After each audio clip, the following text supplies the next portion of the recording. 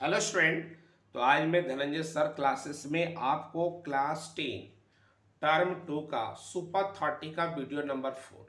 इससे पहले मैं 3 वीडियो अपलोड कर चुका हूं जिसमें पर वीडियो 2 क्वेश्चन है। इसमें भी आपको 2 क्वेश्चन मिलेगा और इस वीडियो में आपको एक क्वेश्चन जो मोड का मिसिंग टर्म से रिलेटेड रहेगा और सेकंड क्वेश्चन जो सर्कल का टेंजेंट थ्योरम से रिलेटेड रहेगा। क्वेश्चन दिया है, मिस्टर जॉर्ज जो है वह रिकॉर्ड कर रहा मार्क्स को, उसके रिकॉर्ड उसका स्टूडेंट का जो मार्क्स है उसको टेबल में रिकॉर्ड किया कि और उसके बाद वह कैलकुलेट की तो उसका मॉडल मार्क्स जो है वह 45 आया।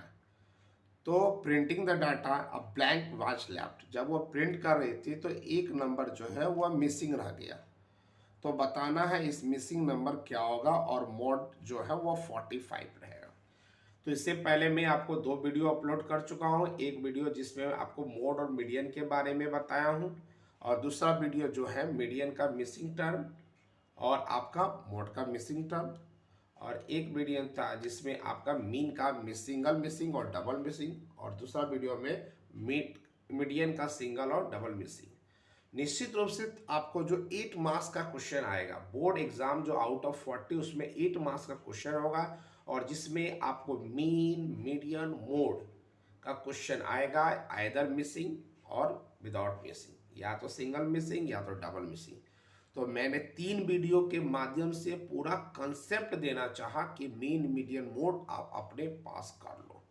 इसके लिए आपको प्रैक्टिस की अति आवश्यक है और वह वीडियो देखने के बाद मिनिमम 5 क्वेश्चन इच टाइप का बना लोगे तो आपका 8 मार्क्स फिक्स हो जाएगा।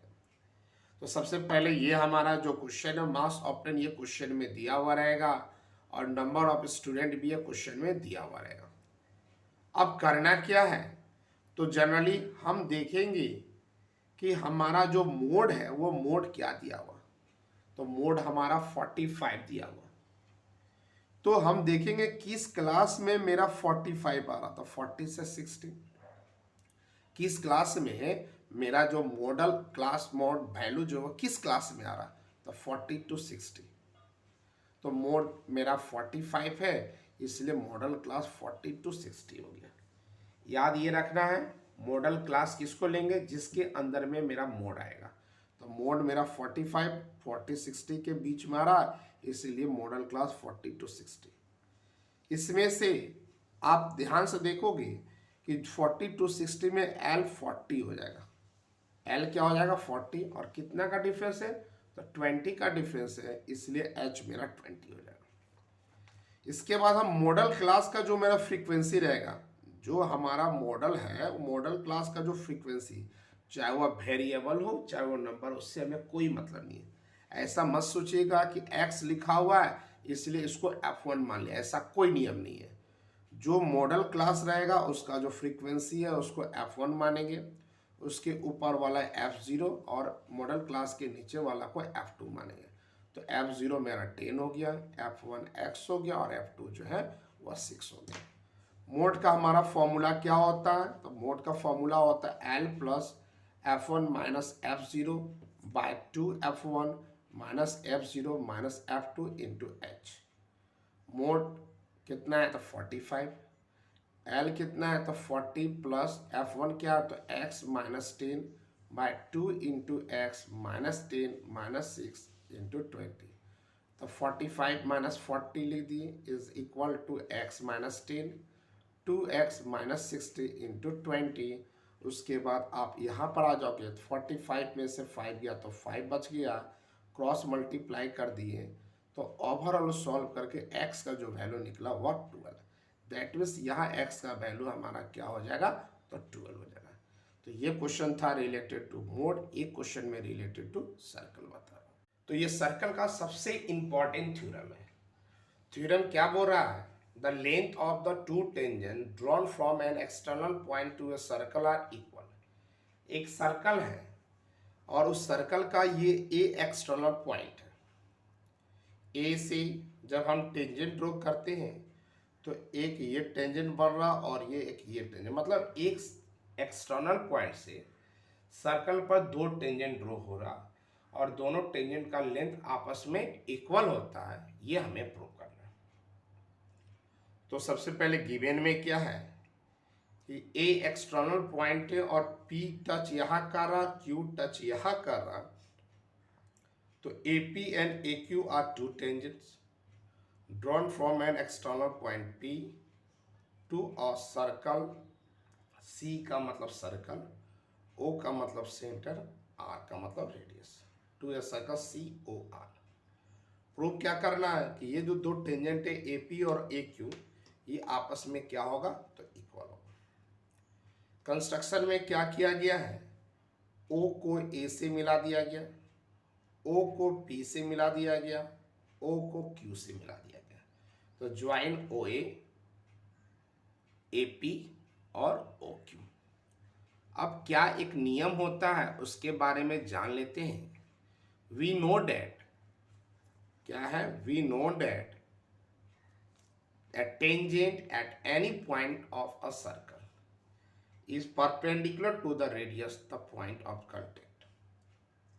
एक नियम क्या होता है कि अगर टेंजेंट ड्रॉ किया जाता है और वह जिस पॉइंट पर सेंटर सर्कल को टच कर रहा, एक टेंजेंट जब ड्रॉ करते हैं और जिस पॉइंट पर सर्कल को टच करता है और उसी पॉइंट पर रेडियस भी टच करेगा, तो आपस में परपेंडिकुलर होगा। तो जैसा कि आप देख रहे हो कि ये टेंजेंट सर्कल में यहाँ टच किया और रेडियस जो सेंटर से आया वह भी यहाँ टच किया, तो दोनों अगर एक ही पॉइंट पर टच करेगा टेंजेंट और रेडियस, तो एक दूसरे का क्या होगा, परपेंडिकुलर। इसीलिए ओ पी ए पी का परपेंडिकुलर है और ओ क्यू ए क्यू का परपेंडिकुलर है। अब इस ट्रायंगल में आते हैं और इस ट्रायंगल में आते हैं, कॉन्ग्रुएंट करेंगे।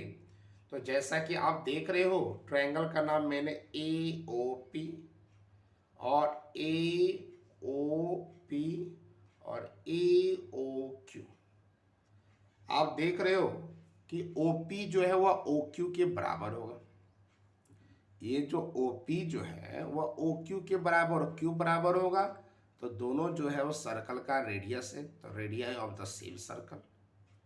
ओ ए दोनों में कॉमन आएगा क्योंकि दोनों ट्रायंगल को बिलोंग्स कर रहा है, और एंगल ए पी ओ और एंगल ए क्यू ओ ये दोनों आपस में इक्वल होगा क्योंकि दोनों तो 90 डिग्री है, इच 90 डिग्री।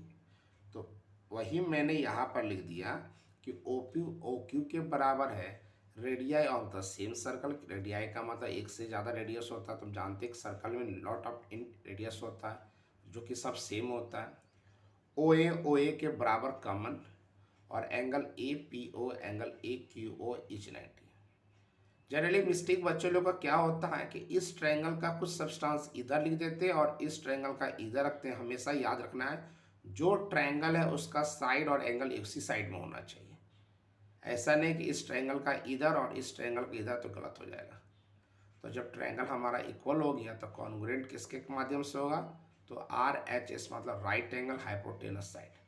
तो ए पी किसके बराबर हो जाएगा, तो ए क्यू के बराबर किसके माध्यम से, तो by C P C T. C P C T का मतलब जब दो ट्रायंगल आपस में कॉन्ग्रुएंट हो जाता है तो सी पी सी टी के माध्यम से हम साइड या एंगल को इक्वल कर सकते हैं।